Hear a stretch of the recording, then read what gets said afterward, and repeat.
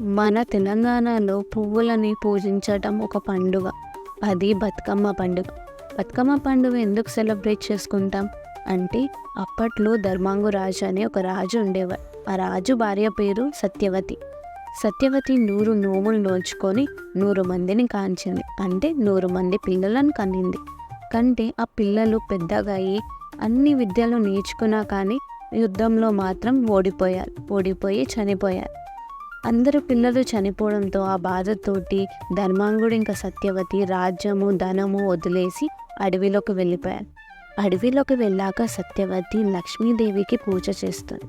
ఆ పూజ ఫలంతో లక్ష్మీదేవి ప్రత్యక్షమై నీకు వరమేమి కావాలని అడుగుతుంది.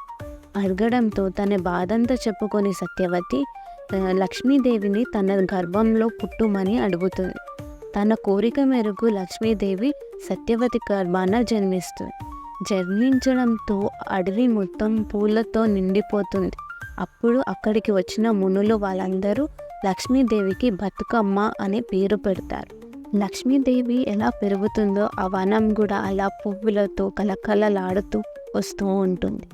అప్పుడు శ్రీ మహావిష్ణువు చక్రకుండును అనే పేరు పెట్టుకొని అక్కడికి వచ్చి లక్ష్మీదేవిని తనకిచ్చి పెళ్లి చేయమని అడుగుతాడు. అలా లక్ష్మీదేవికి శ్రీ మహావిష్ణువుకి పెళ్లి చేసి పంపిస్తారు.